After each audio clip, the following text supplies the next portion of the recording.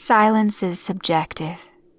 It's amazing how our upbringings can distort our perception of silence. They determine the volume that lulls us into a false sense of isolation. If you grew up in a big city, you'll have fallen asleep to a backdrop of distant cars and pedestrians, thinking it's quiet. You'll be so accustomed to the ambience that you won't even notice the honks and shouts coming from the streets. It'll all blend into the white noise of the night. Likewise, if you were raised in the countryside, you'll have blotted out the subtle chirps of the crickets and the howls of the wolves in the distance, drifting off amongst the insects in apparent bliss. We need this isolation to fall asleep at night, because when we feel isolated, we can let our minds roam free, able to create whatever we want within the confines of our own subconscious. My mother taught me that fact, and I never forgot it. In past years, I'd have tried to experiment with it wherever I went. I'd listen for the subtle sounds of the environment, realizing that she was right. Now, though, I find myself looking back and wishing I'd listened to her more. My childhood was one of the latter. I was raised in the Pennsylvania Highlands, on a huge estate, at least a mile away from any other families. It was truly isolated. My house was a huge colonial mansion, with 2 stories. It stood overlooking a bleak, mud-covered valley, with a faint view of a pine forest in the distance. Faded pillars lined the sides, converging with the unpainted wooden walls, occasionally lightened up by the off-white window sills. It was always an intimidating sight from the outside, for my young self, even after living in it for several years. Apparently, they'd bought the estate in the late 1930s. My mother always used to say to me that she'd always regretted it. It was old and worn and chipped and rotten from the inside out, and my father always promised to fix it, but never did. But there was one reason she'd stayed: the silence. You can't possibly understand what it was like to live in that house. Normally, in the countryside, you'd expect there to be a constant, if subtle, background noise. The fluttering of a moth's wings, the rustling of the grass, the creak of the house settling on its foundation. But there was none of that, somehow. It was absolutely, hypnotizingly silent. Even if I described it to you, you wouldn't be able to replicate how quiet it was. You couldn't just hear your own heartbeat at any given time. You could hear everyone else's, even if they were 3 rooms over. I can't tell you how many times I was kept up at night by the harshness of my own breathing. If someone stepped on a wayward floorboard during the night, you'd be sure my parents would be on top of them. And yet, somehow, it was natural to have this total absence of any sound. We never had any sort of electric device apart from the telephone, which was sort of necessary. We didn't want the extra noise disturbing our peaceful lives. My parents were a quiet bunch. You know the type.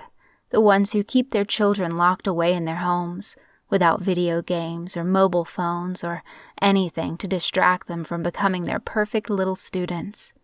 And, like those kids that seem to be popping up more and more often, I had no friends growing up.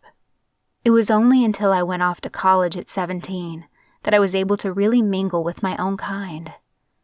That was where I met Matthias. He was a city boy, having grown up in the Bronx in New York. He was sweet, sensitive, and had a body to kill for. We were the cutest couple you've ever seen. Still are. Long story short, I never went back to my Pennsylvania house. I talked with my family on the phone occasionally, but never got to see them in person. Eventually, I graduated and got engaged to Matthias, leaving my past behind and venturing into the city for our new life. At first, the noise kept me up at night. My mother had been right about the effect living in the countryside would have when I moved somewhere else. All the sirens and subways were too much to bear. She'd never wanted me to leave. While my father had always been indifferent to most of my feelings, my mother was caring, nurturing. She taught me everything I know, homeschooled me with supplies passed down from her own parents. I owe so much to her. But life has a way of punishing the best of us. I could tell before I left that she was starting to lose herself. She was no longer the excited, wide-eyed persona I grew up with. Her conversations with me were brief and devoid of emotion, and she no longer lit up at my presence. I think the silence, combined with her husband's indifference, was slowly eating away at her. As my young, selfish self, I looked at my poor mother and told myself I wouldn't end up like her. At one point along the way, my father divorced my mother for reasons I never found out, and left with nearly everything they had one night, driving away in the family car and never looking back. I don't think she was ever quite the same after that. After Matt and I had moved to the city, we would get calls now and then from my mother, who still lived in the house. She would speak to me in a soft voice and tell me that she was looking forward to my visit. I'd tell her I'd never said I'd visit, and in fact, that I didn't want to go back. I loved the bright lights and big dreams that lit up the New York nights. But she'd just chuckle and move on, saying how she missed me dearly. This went on for about 3 years. During that time, her calls became less and less frequent, and during each, her voice became more and more unintelligible. Her speech started to slur, and she broke into a habit of repeating herself every minute or so. Eventually, she lost the ability to piece together coherent sentences. Over those 3 years, I watched a woman endure the passage of time through the telephone. Soon, the calls decreased to once a month, then once every 2 months, then once every 4, and, gradually, they disappeared altogether. Matt and I went through several jobs and several heartbreaks. We loved each other and punished each other for our love. But we persisted, and soon I learned to forget my lonely upbringing and move on. 2 weeks ago, my mother called again. It was a chilly New York evening. Matt and I were taking a break from a big fight, and I was drying my tears in my bedroom, listening to the steady silence of the streets below. I picked up the phone as soon as it rang, silently hoping it would be her. "Hello? Honey? That you, Veronica?" "My name's Victoria, Mom. You know that," I said through the tears, struggling to maintain my chapped smile. "You don't need to. Too loud." Her voice was interrupted by a harsh, raspy cough. "Visit me soon?" "Mom, I've already told you. I don't want to go back. I love you, but I just can't." I sighed. This was the worst I'd heard her. "Too loud!" Her sudden yell made me jump. I heard her panting on the other end. "Stop! Scream!" "Mom!" I wiped new, guilt-driven tears from my face. "Mom, I'm not screaming, but I'm sorry. I'll speak more softly." "Screaming!" she shrieked, exhaling loudly, almost as if she had her mouth pressed up against the receiver. "Noise! Too many! Too loud!" Her breathing seemed to calm down. "Mom, are you okay?" "Veronica," she was whispering at this point. "Stay on." "I'll stay on if you need me to," I assured. Something was wrong. Her condition was worsening to the point where she could no longer speak. "Stay on." Her speech was cut off by an abrupt, buzzing noise, like if someone had turned on a radio to a dead station. "Mom? I can barely hear you. Mom?" I yelled into the phone. I could hear Matthias in the other room, shifting his position on the couch to hear me. I heard a clatter from the other end. Through the huge noise, I could barely make out my mom in the distance, shrieking, "Quiet! Stop! Too many! Stop!" The noise overpowered her screams until it reached a point where my ears began to ring. "Mom?" The call cut off abruptly. I dropped the phone and let my head fall into my cupped hands, more tears streaming down my face. All I could hear were the car horns and subway trains clattering below. The guilt of all those years I refused to travel back to that house rushed back to me, all in that one moment. I was trying so hard to make a new life for myself that I forgot to look back at the woman who gave me the one I have. The next call I got was 5 days later. It was to identify the body. If you've ever lost a loved one, you know the sound of agony. It's a deep, guttural screech that pours every emotion you've ever felt into one incomprehensibly painful expression of mourning. It is the single most terrifying sound a human can make. I don't think I've ever screamed as hard as I did when I saw the body for the first time. The mailman had found her body lying half outside the front door. Her throat had been slit in several places, dried blood oozing out of the wrinkled skin. Her hands were covered in tiny scars, the result of years of unchecked self-harm. I'd never bothered to check on her after I'd left, and now I was seeing her in this mangled state, exacted by her own hand.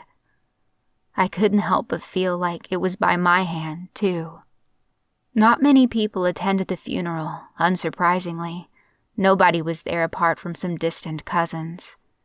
During the time I had listened to her over the phone, I came to learn that my mother was unpredictable in her old age, and unpredictable in death, too. When the time came to read her will, I didn't expect much. My father had taken mostly everything of value in the home. So I was completely caught off guard when they announced she'd left me the house. I didn't know how to react. To be truthful, I had become tired of this city life over the course of the past few months. Matt had too, and after we'd made up from our fight, he agreed we should try and look for someplace else. I looked at him, and he looked at me. All the guilt inside me wanted me to forfeit. I didn't deserve this, after I'd left my mother to die. But now I realized all I wanted was silence. So I said yes. I should have listened to the guilt, like I listened to the noise on the phone, standing by as she destroyed herself. We pulled up in the driveway on the Tuesday of the following week. As our car crawled up the unpaved driveway, the gravel crunched harshly under us. We got out and unloaded the luggage from the trunk. It was then that I finally forced myself to look upon my old house. It was somehow even more imposing than it had been when I was a child. Vines sprawled up its walls like veins, writhing and weaving all around the structure. The wood was old and warped, with several rotten marks and sharp edges. Matt and I approached the door in trepidation. He let one of the suitcases drop out of his hand and pulled the door open. It was exactly as I remembered it. The pale, mildew-stained wallpaper gave way to the tall, winding staircase, old and creaking. To the right was the kitchen, to the left the dining room, then the family room, then the living room. But, for some reason, that sense of home was missing. As I pointed out the locations to my husband, I suddenly felt the urge to run up and down the stairs, as I once used to do as a kid. Having finished with the first floor, I led him up to the second. Instinctively, I looked to the left, into my mother's old room. It looked just as ornate and strangely welcoming as it had when this was still my home. The bed was neat and folded, with the pale green sheets tilted slightly to the side, just as she had always left them. I peeked in, curiously, expecting subconsciously to see my mother standing there, smiling, gesturing for me to hug her. I was visibly disappointed when I saw that the room was empty. We set up in my old bedroom and left the rest of the packing for the next day. That night, we had the best sex we'd had in years. But, unlike Matt, I couldn't sleep afterwards. I still felt that resonant guilt for abandoning my mother in her time of need. This was her house. The silence I had come to know and love seemed, somehow, even more devoid than before. The next morning, I was awakened by gravel crunching and the sound of the doorbell. I rushed downstairs in my bathrobe and opened the door. Waiting there was the mailman, with a thin, beige envelope in his hands. "Good morning, miss," he said. I rubbed my eyes. "You're—" Suddenly, I realized. "You're the one who found her, aren't you?" The man sighed. Yes, I am. You're her daughter, I guess." I nodded. "I'm sorry for your loss. She was such a funny woman, you know. Every day she'd come out to the door and greet me, always striking up a conversation. Always said I looked like some old Hollywood star I'd never heard of." He chuckled to himself. "Seemed like such a nice old lady. Can't believe." He stopped himself. "She was," I smiled, ignoring the sentence he had begun to say. The mailman cleared his throat. "Well, I was hoping it would be better news than this, but unfortunately I've come to deliver your bills for this month." He handed them over. "Since you're now the official owners of this estate, I'm afraid you'll have to take over where she left off." He handed me the envelope. Okay, fair enough." I shook his hand and closed the door, opening the form and analyzing the contents. I frowned. Something was wrong. I dashed out the door and held the letter up, waving to the mailman, who was about to pull out in his car. "What's the matter?" he yelled. I walked over the course drive with my slippers, showing him the electricity bill. "This says we owe over $400 for electric. There are barely any things in the house that run on electricity. This can't be right." "Sorry, miss, but I'm not an electrician. Don't shoot the messenger," he replied, shouting over the engine. I sighed and walked back inside, hearing the mailman's car trundle along the rocky drive. Matt was just waking up and was now descending the staircase. "What's with the commotion, Vic?" he yawned. I showed him the bill. His eyes widened. $400? What the— I know, right? There can't be anything in here that's using that much juice. It's just the phone, the lights, and the fridge. That's it. Maybe your mother had some giant Frankenstein lab built under the house or something," he joked. I punched him in the side. "Ow! Okay, I'm sorry." We tossed the bill aside and sat down for breakfast. Over the next week, Matt and I settled in. We didn't talk much during the nights, even though I wanted to talk about so many things. He wanted to consider our future, but I didn't want to think about that just yet. Fights broke out, but we always made up afterward. I like to think it was me that was causing so much unnecessary tension between us, but I knew it was the empty space in my life that plagued me. I just couldn't stop thinking about her. And the silence. I expected it to flow through my open arms as soon as I entered the house, but it felt cold, like it was a different force entirely. Sure, there was no sound, but it seemed that there was still some tiny, persisting detail keeping me from truly being comfortable. It was on our 13th day in the house that I was able to pinpoint what was wrong. "What do you mean, a buzzing?" "Can't you hear it? It's faint." Matt and I were seated on our bed, having just completed another unsuccessful night of lovemaking. Lately, nothing had been working. Neither of us could really ever get there. I held my index finger in the air for emphasis. "But it's there, definitely there. It sounds like—" I froze. "What? It sounds like what?" Thoughts raced through my head. I flashed back to the night in the apartment, getting that final call from my mother. "It sounds like static, white noise, like a radio left untuned." I stopped and got up, following the distant noise. It was coming from my mother's bedroom. "Come on!" I gestured for my husband to follow. He reluctantly got up and strolled over to the doorway. "Think about it. It would make perfect sense. She left some sort of radio or TV on before she died and never got to turn it off. It would explain our electric bill. I stepped into the room and listened intently. Shh, it's coming from somewhere over there. I moved toward the bed in the corner, briefly thinking for a moment my mother was sleeping in it. Snapping out of my trance, I leaned against the backboard and listened. The buzzing was coming from behind it. "Help me move this," I called to Matt. Together, we lifted the bed and pushed it out of the way. For a moment, I felt triumphant in discovering the source of the issue. But the moment was shattered when I saw what was behind it. The wall was boarded with a large square of plywood, hastily nailed in with uneven accuracy. Around it was a thin coat of dry rot, which was causing it to slip out of its position. And on it were 2 words, written in blackened blood. "Stay on." "We need to call the police," Matt insisted. "Are you kidding me?" I stumbled back in shock. "No, we have to get in there." Tears began forming in my eyes. This could tell us why she killed herself. Whatever she locked away in there, she meant for me to see it. "Vic, look at that." He pointed to the bloody writing.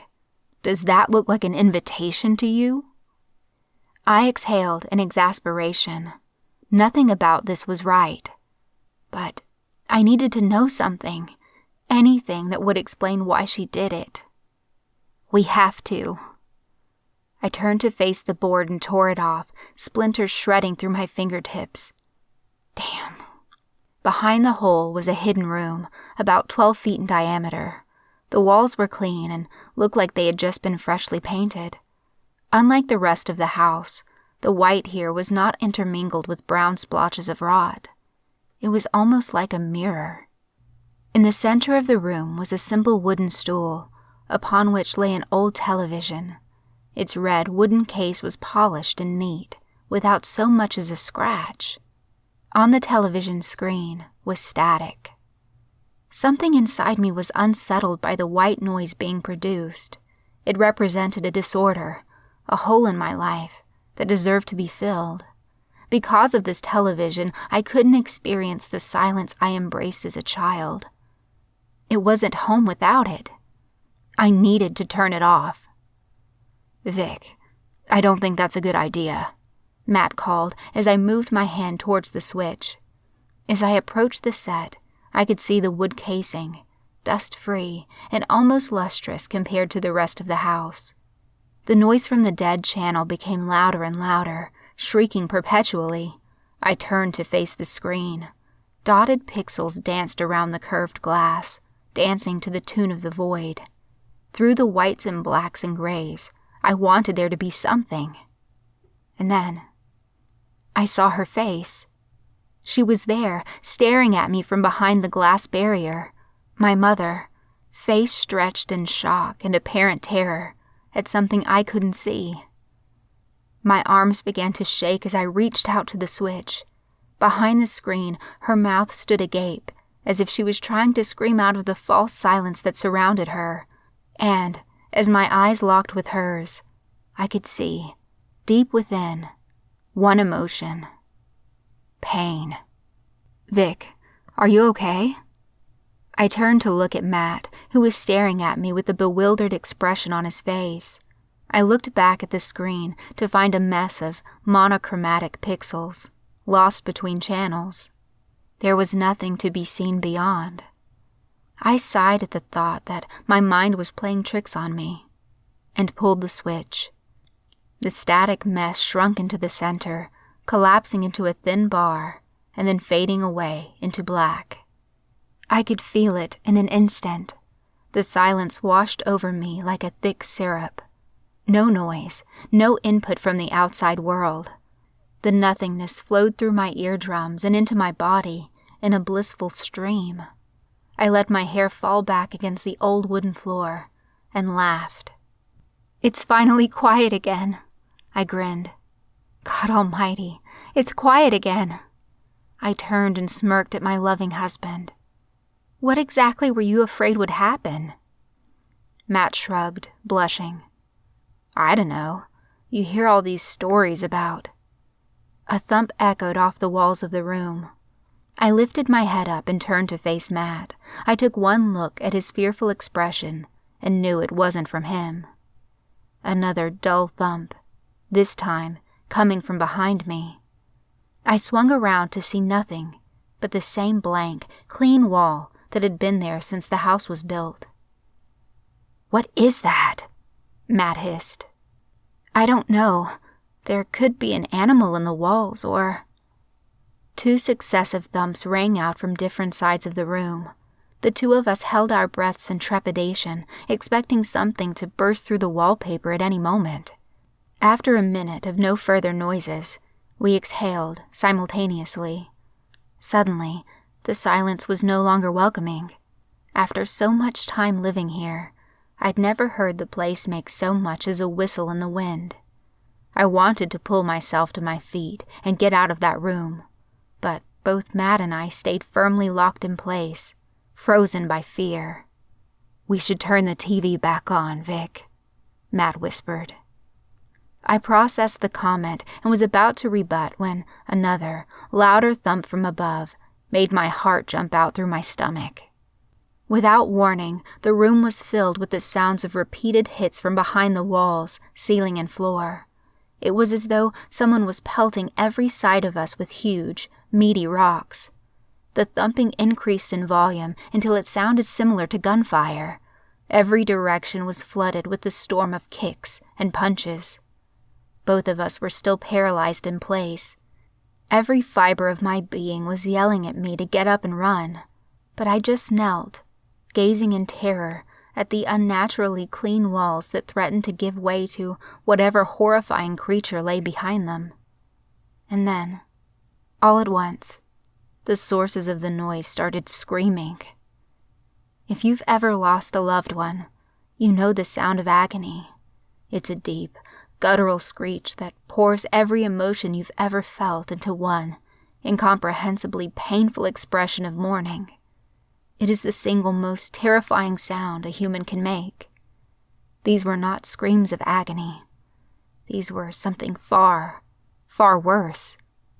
Words cannot describe the terror I experienced, knelt down on that cold, splinter-ridden floor, surrounded by the piercing, unholy noise.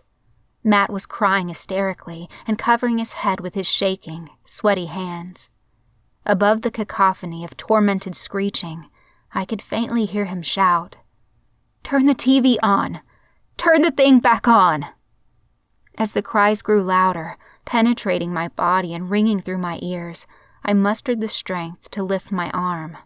I saw the switch and pointed desperately towards it, willing my body to break itself free of its paralysis and reach it. And, as the white noise culminated in a final, singular bellow, I flipped the television set on. Instantly, the walls ceased their roaring. My ears were ringing as I realized the night was silent once again. Slowly, the steady drone of the static brought me back to my senses, and I pulled myself up to face my husband. Matt rushed to my side and gazed at the television in the center of the room, still perched on its stool. Slowly, we walked towards the crack in the wall, and, after looking back one last time, put the thought of what happened out of our heads. We were never really the same after that. Matt started having night terrors, which he said he hadn't experienced since he was a kid. He claimed he didn't want to hurt me by accident, so he moved to a separate bedroom, where he's been ever since. The silence of the house was never again as comforting as it had been all those years ago, just a little girl isolated from the rest of the world in bliss. Now I knew what was hiding behind it this entire time. Though we've never experienced the screams again, I keep wishing for there to be some sound to break the silence. It's cold, penetrating, and totally unforgiving. I keep thinking back to what my mother used to say to me. Silence is subjective. It changes depending on where we live, how we live. Our upbringings determine the volume that lulls us into a false sense of isolation. We need it to fall asleep at night, so we can let our minds roam free, able to create whatever we want within the confines of our own subconscious. I'd like to say the screams drove her to do what she did, but I know it was the silence that killed her, and I know it's the silence that, in the end, claims us all.